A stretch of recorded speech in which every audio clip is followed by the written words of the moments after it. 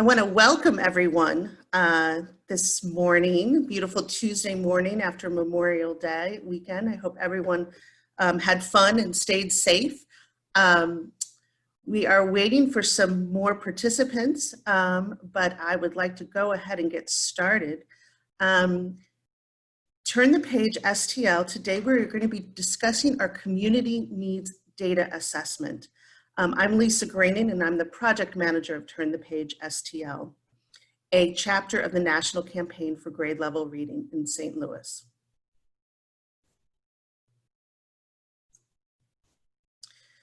I want to share with you our agenda for today, welcoming you. I highly encourage everyone to chat. Tell us who you are in the chat box.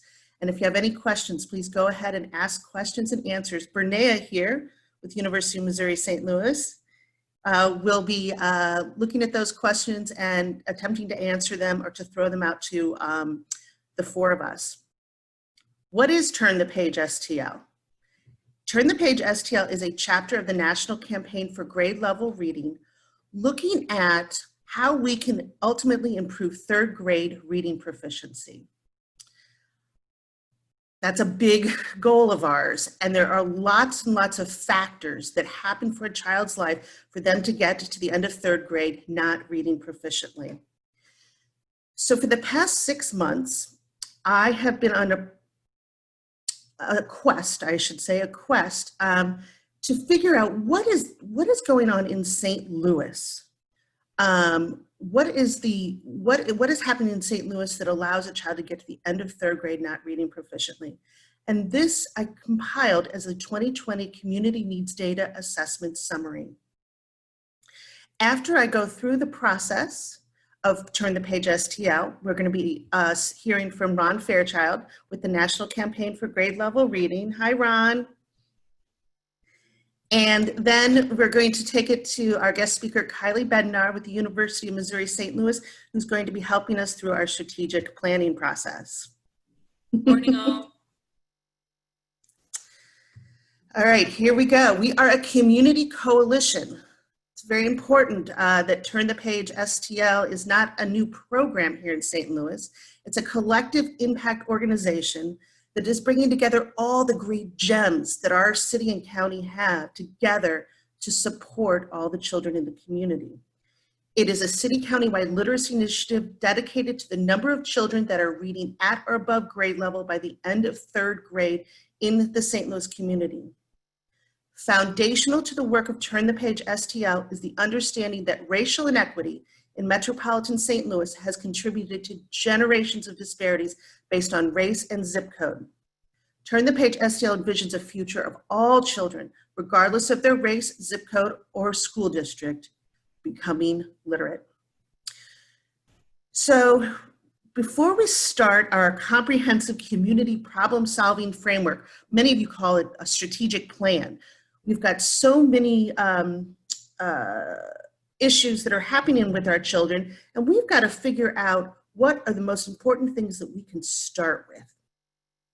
So for the next 5 weeks, I will be sharing with guest speakers the landscape of St. Louis and where we are, so that when we come together, cross your fingers, we can work together as a strategic planning team to create, number 2, a logic model, number 3, selecting interventions, 4, strategic planning with action items, and eventually an evaluation and sustainability.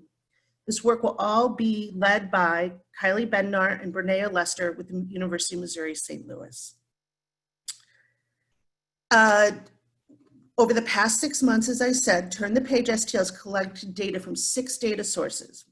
We're focusing on the Promise Zone school districts. Those include St. Louis City, University City, Hazelwood, Ferguson, Florissant, Normandy, Jennings, and Riverview Gardens. We're also working with the 16 charter schools in the city of St. Louis. We got data sources from wonderful grade level reading chapters throughout the country. There's more than 200, and specifically talked with those that were in similar type cities of St. Louis. We also looked at local and national scientific-based research, including key regional initiatives, and talked with more than 25 local nonprofit organizations.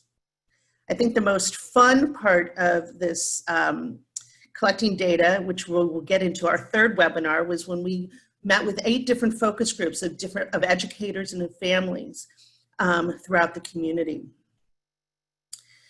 I will be sharing after this webinar the community needs assessment summary for you to read.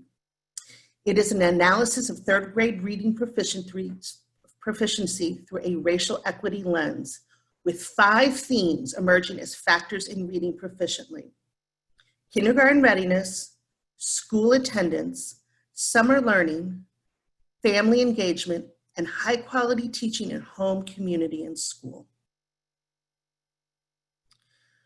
Today, session 1, the importance of 3rd grade reading proficiency.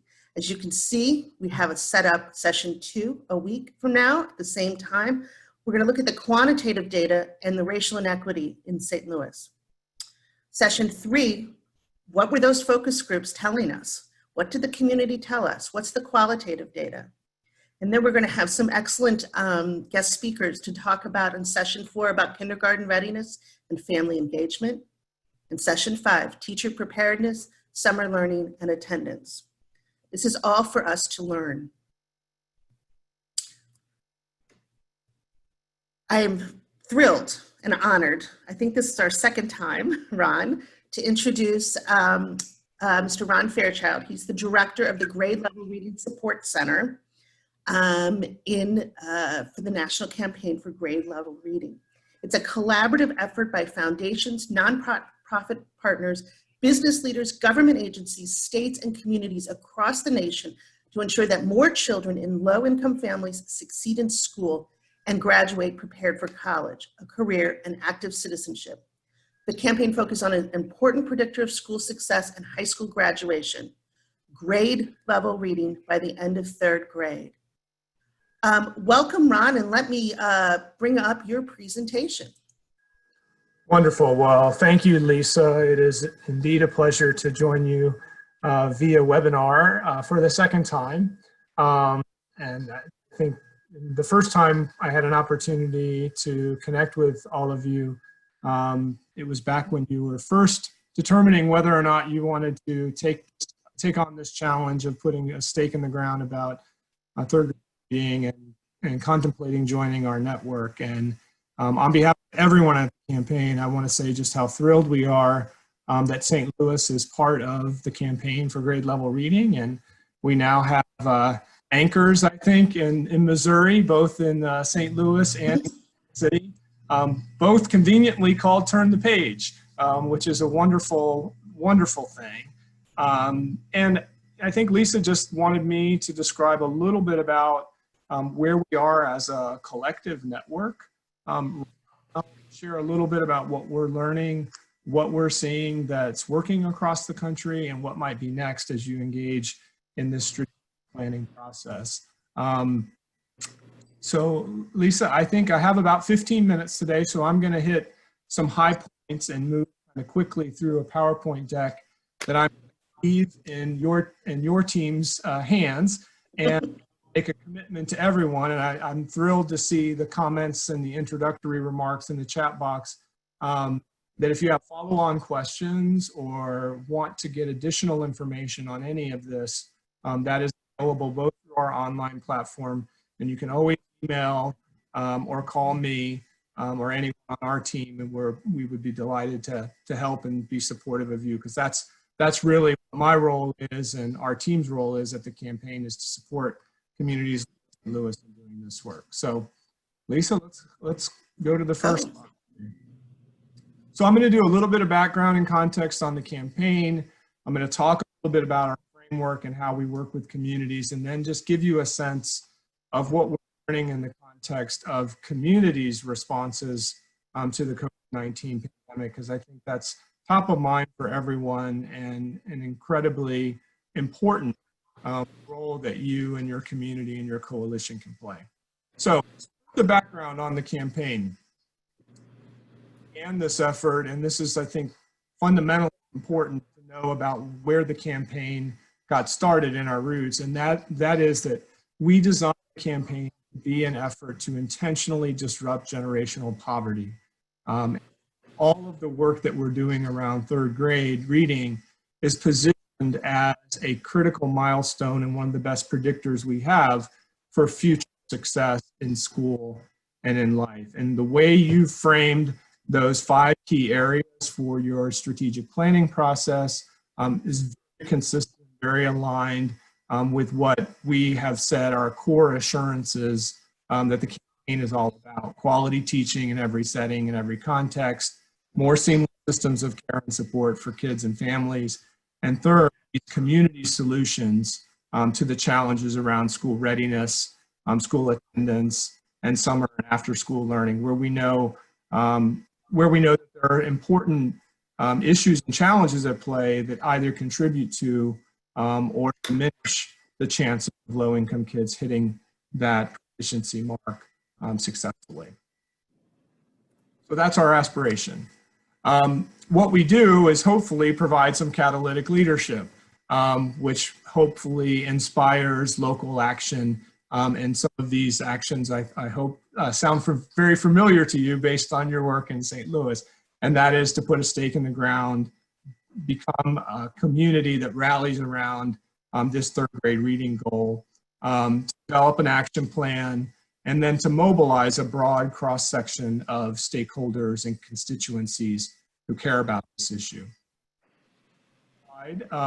Focuses on organize the campaign into this framework, and I mentioned those strategic assurances earlier, but really since 2011 we have been about the work of trying to encourage proof points, to build and mobilize a broad cross-sector of coalition partners in a big tent, and then to engage in tilt philanthropy in such a way as to fund and invest more in what works and less in what doesn't, and really strengthen the place-based funder coalitions that are so critical and so important, not just to produce an initial bump in third grade reading proficiency, but actually to see that sustained gap closing over time.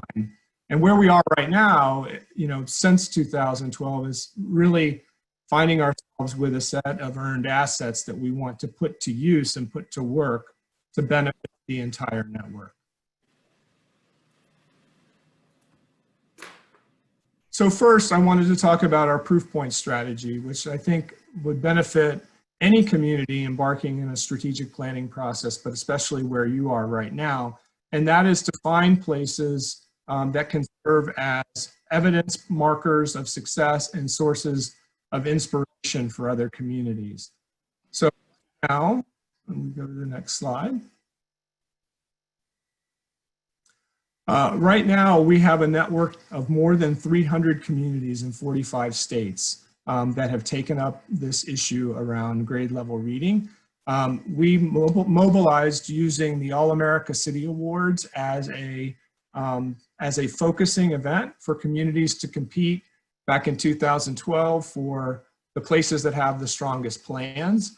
And then we circled back to communities in 2017, providing recognition for those folks that not only implemented their strategic plans, but also made measurable progress against those plans.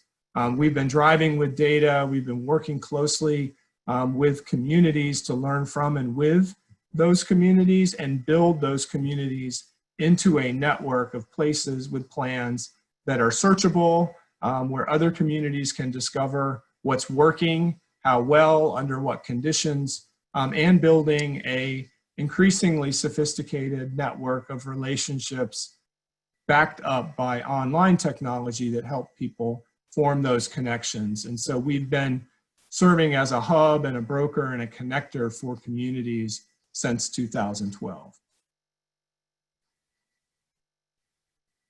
This is the picture of our network right now. And we are very, very excited about the ongoing and organic growth that we've seen. So it's not only more than 300 communities, but within those communities, more than 4,000 local sponsoring coalition organizations or institutions, public agencies. Included in that are a number of funders who are playing a very important role locally in supporting their campaigns, including United Way organizations across the country. So this is what our map looks like. I really like this map. It represents a lot of work on the part of a lot of people across the country who are there for you, really, to learn from and with as you move forward in your work. So the thing I always say to folks is, and the assurance I want to give all of you is, as you're working on your plan, is to try your best to avoid reinventing the wheel, starting from scratch, or engaging in what I call redundant trial and error, which means try to learn from what others have done.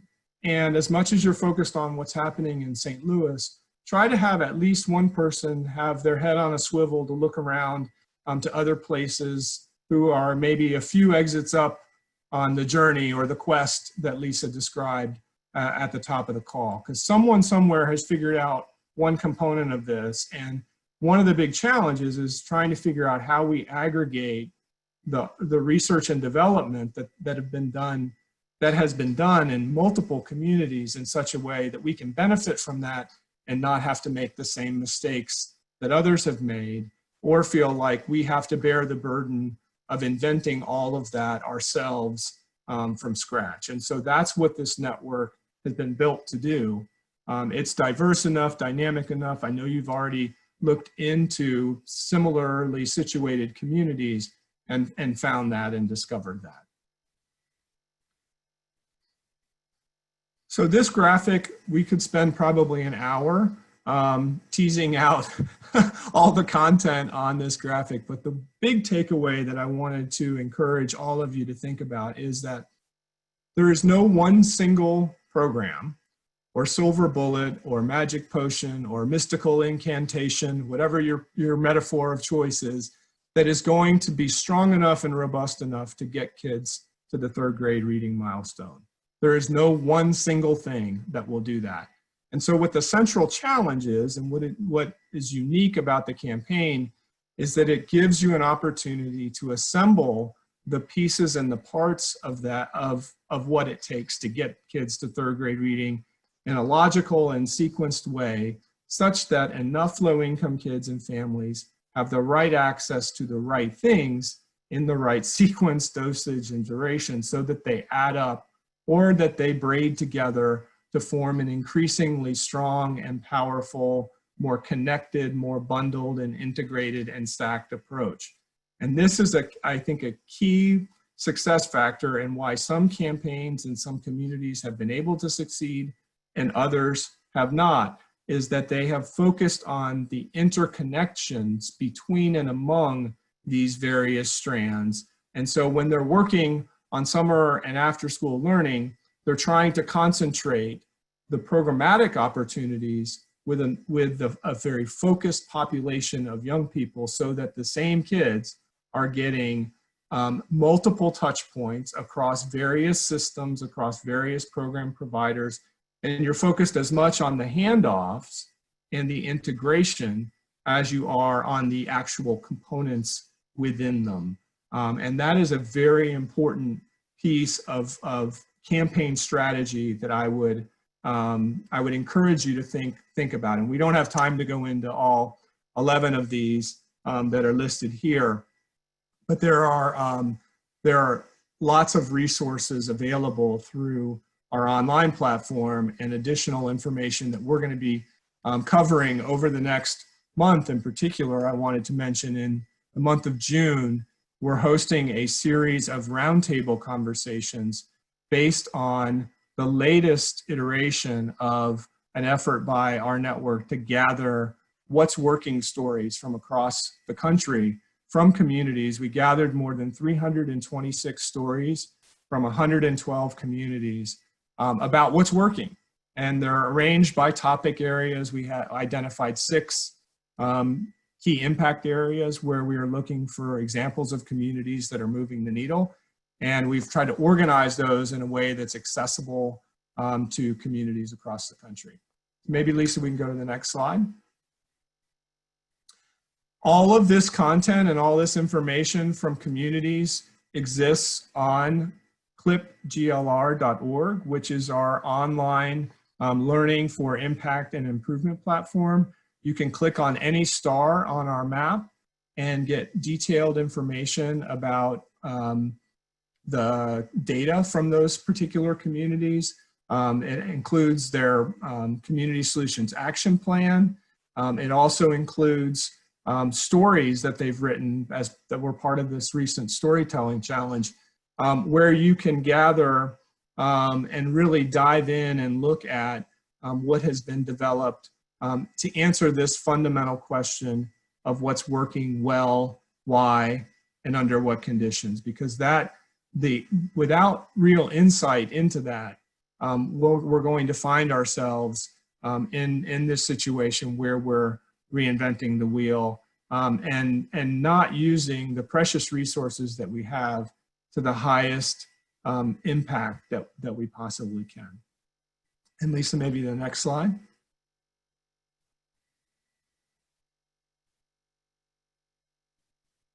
So I mentioned this, this was our What's Working Community Challenge that we started back in January.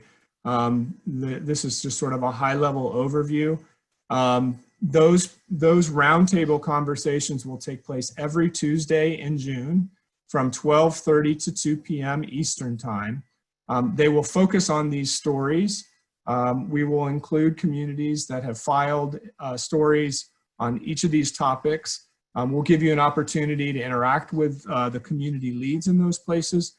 We're also assembling a series of practice briefs that will be focused on school readiness, school attendance, summer and after school learning, parent success, the health determinants of early school success, and featuring communities that have made measurable progress on grade level proficiency. So these are great opportunities for you to connect with those places where they have great examples. We're also going to be assembling those into a series of communities of practice that will form and launch online this fall to give people more sustained opportunity to have conversations and learn from and with each other as they're looking for ways to bring this work to a larger scale. So I think, Lisa, with that, I should pause because I'm right about at my 15 minutes. And just ask if there are any questions or if there are any ideas for things that we can do that would be helpful or supportive for you, especially as you engage in these webinars in this strategic planning process. I have a question, Ron. Yeah. Tell us an example of a community similar to St. Louis, a success story that they've had. Absolutely. Well, it's interesting. I was just reviewing this morning, actually, and reviewing a draft of a practice brief that focused on summer and after school learning. And there are a great number of communities that have made measurable progress on that. A couple of examples may be familiar to you. The Kansas City model, where they assemble more than 2,000 kindergarten through third grade students for their Splash event, where they do book distributions community-wide. We've got examples of communities where they're building collaboratives over the summer and after school, where they're using the same instrument to measure their program's impact and effectiveness. We have examples of communities that are tracking that data and having monthly conversations about how they might improve the quality of their programs, building more consistent community-wide approaches to summer and after school learning versus more programmatic, you know, the Boys and Girls Clubs over here, the Ys over here, everyone's using a different curriculum.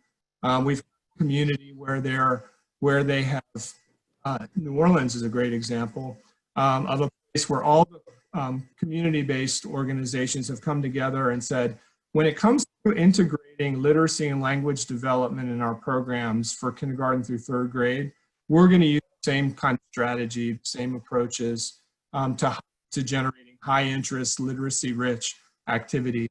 And so they've given program providers the opportunity to opt in to the same kind of set of professional development opportunities as well. And so that kind of systems thinking really exciting to me. We have communities where they've done not just book distribution and summer reading, which is pretty common, but they've said, let's be much more intentional about how we coordinate that so that we have a summer reading challenge where we're tracking how many books every kid in our community is reading. And then we can look at pre and post how those kids are doing on measures such as iReady or another kind of assessment system. And really ratcheting up the level of community-wide buy-in and accountability about no matter who kids are, they are engaged in reading, and that reading is adding up toward a major milestone or goal for the community. Also, talking to the folks in Roanoke, Virginia, it's a little smaller than St. Louis, but their whole library system now offers meals to kids through the library, breakfast and lunch at every public library in the city. And they have included books during breakfast and lunch at the library to incorporate both the nutrition that kids need and the opportunity to get kind of language nutrition, if you will, in the context of those programs as well. So I think those are just a handful of examples that Great. my mind from the review that I was doing this morning. I've seen some questions in the chat box. Should I address those? Yes. Well, I see one about about the Annie Casey Foundation and Sure. how it was. Tell us a little bit about how they were instrumental in launching the campaign and what's going to be their role in St. Louis. So the Annie Casey Foundation was incredibly helpful in providing the initial core investment that the campaign needed to get started. And the campaign really began in 2010 with the publication of a report called Early Warning. It was a kids report. For the first time, really assembled a lot of research on the connection between third grade reading and later vocational and life outcomes. It also teed up those community solutions areas that we identified in terms of school readiness, school attendance, and after school. And they have been ongoing, and provided critical support in helping the campaign really get started and launched, and also supporting in their civic sites, both in Baltimore and Atlanta, where the foundation invests considerable resources because those are places the family and the foundation have had a major footprint. The foundation is headquartered in Baltimore, and it stems from resources that flow from UPS, obviously, and so that has a significant presence in Atlanta. So that's one reason why the foundation has been so supportive. But beyond that, I think really helped, provide, mobilize so many local and state level funders and investors in joining this campaign. Thank you, Ron. There was a question about the roundtable conversations. So they're on Tuesdays, every Tuesday in June. We're going to start next Tuesday with one on attendance with Hetty Chang at Attendance Works, and a panel of communities focused on that. They are, if you know that the campaign also has a whole series of webinars that we do every Tuesday called GLI Learning Tuesdays, and those webinars will continue as well. Those are a little later in the afternoon between 3 and 4:30 Eastern. Lisa, you should have received an information, a general announcement about that, and there'll be more promotion coming out on both this week. I attend all of those Learning Tuesdays programs to learn, and I will be happy to share it with this whole team here after the webinar, so that you guys can listen in. I really appreciate Ms. Jones's question because this has come up throughout St. Louis districts. She says we have serious issues recruiting quality teachers. What are other communities doing to attract and keep quality teachers? Wow, it's a really Huge question, and it's a huge issue. And let me just, validate that this is not just a concern in St. Louis, but recruiting, retaining, supporting quality teaching, both in kindergarten through third grade, but also I would say in early childhood programs as well, is a critical issue and a significant challenge.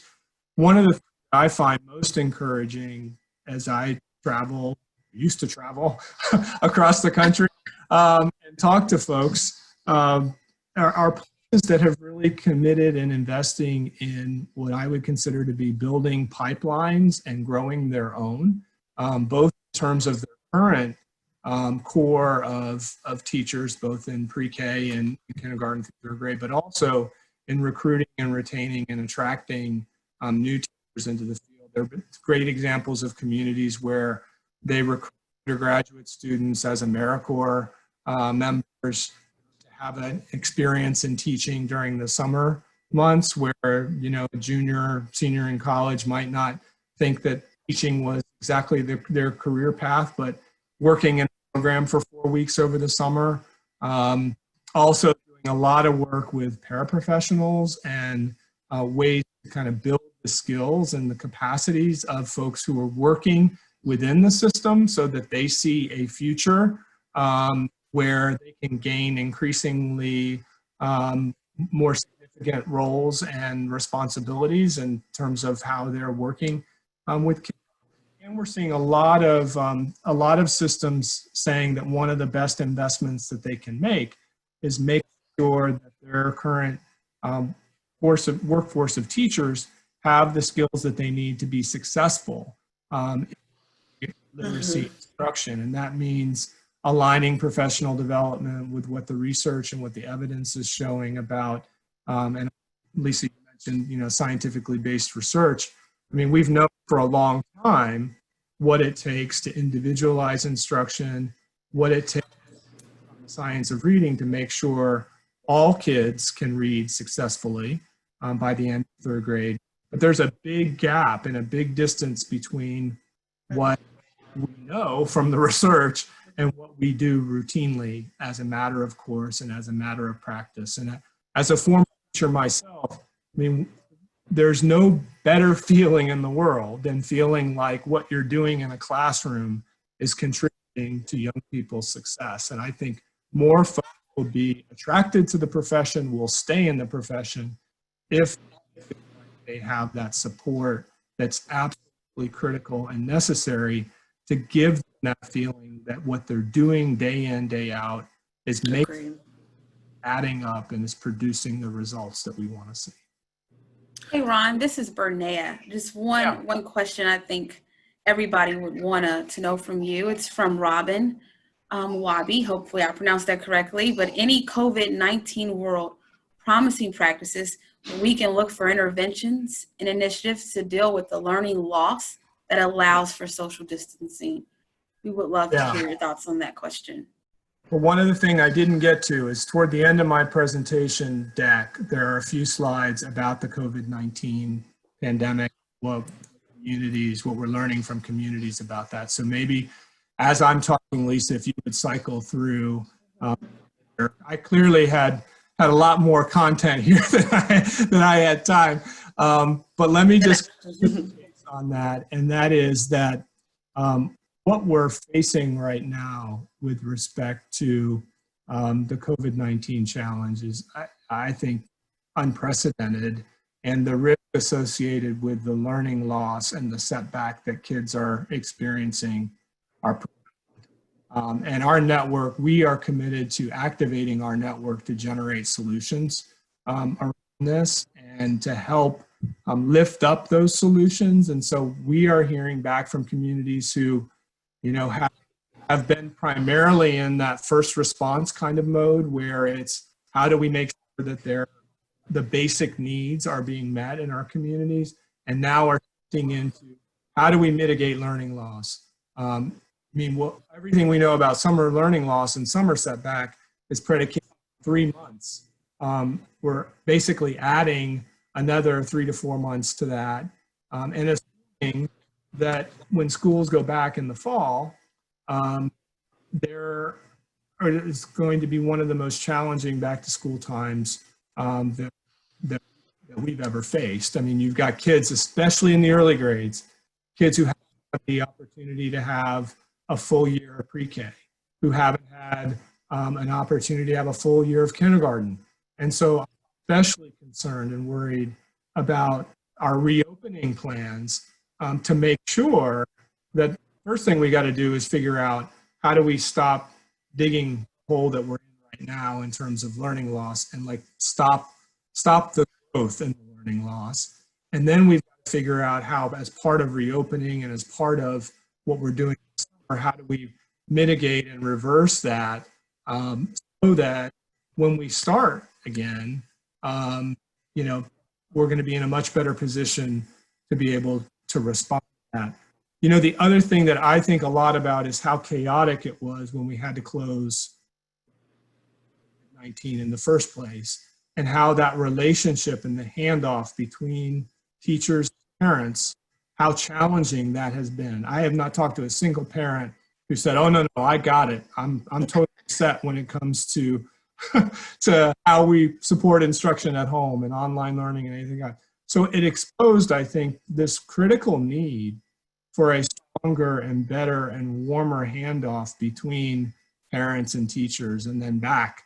And you know, we're also facing the likelihood of, if we do restart, when we restart, there could be an increase in the outbreak again, which would result in a return to home-based instruction as well. And it seems to me like we've got an opportunity to model and to test, like, what would that partnership and what would that handoff need to look like for it to be a lot more successful.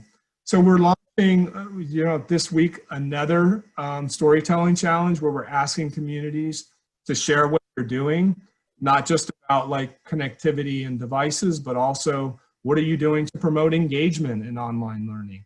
Like that piece. And we know even in the best finance districts out there, they're struggling with very low levels of the engagement in online learning and distance learning.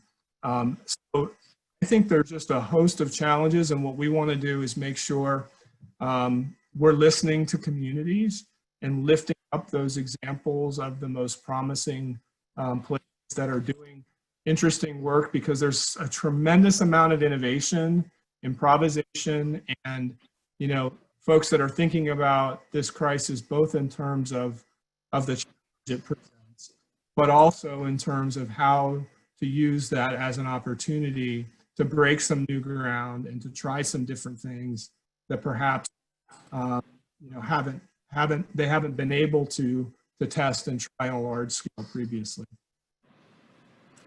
I wish we could answer everyone's questions, but the questions, especially around family engagement, I know we will be focusing on in our 4th and 5th webinar, really looking at what other communities are doing around those 5 factors, and primary to one is family engagement and getting families working with schools. And that is probably going to bubble up to the top as a priority, family engagement, due to COVID-19. Ron, I can't thank you enough. I know this time went by extraordinarily fast. We thank you. Lisa.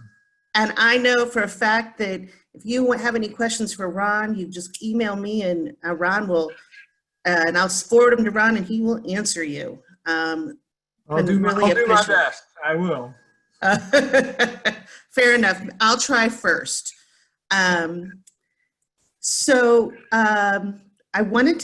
We want to end today. The rest of the will be just 30 minutes. But I wanted to end today with Kylie Bednar to just review the strategic planning process that we are just starting. She's with the Community Innovation and Action Center at UMSL that conducts applied research, builds skills, and convenes partners to create whole communities. So Kylie, take it away. Great. Thanks, Lisa and Ron. Thank you so much for your presentation. It was great to get an overview of the importance of third grade level reading, as well as the context of what's going on throughout the US, and we're really excited to plug into that network. So as we pursue this strategic planning process, it's definitely something that we'll look to be learning from our partners as well. I'll make this really fast because we'll have plenty of time to dig into this, but I loved Ron's words, ambitious, achievable, and actionable, and would love to keep those as North Stars for us as we enter into this process. And this process was co-developed by Dr. Paul Evanson, the Community Innovation and Action Center for the National Coalition Academy. And so it is drawing on a research base, specifically coming out of community psychology, and the findings that coalitions are more likely to produce community change, so to get that change in third grade level reading that we want to see, when they develop their problem-solving capacity and pursue a comprehensive array of strategies. So hearing Ron talk about not only focusing in on the interventions that are happening, the programs that are happening, but those linkages between them, I think is a really great example of that comprehensive approach.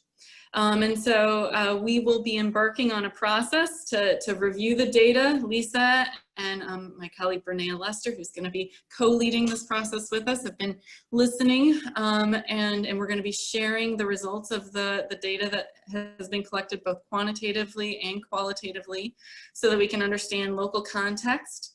And then dig into what are some of the relationships between those issues, and what do we see as root causes, and moving then into a logic modeling process to create a picture of what we want.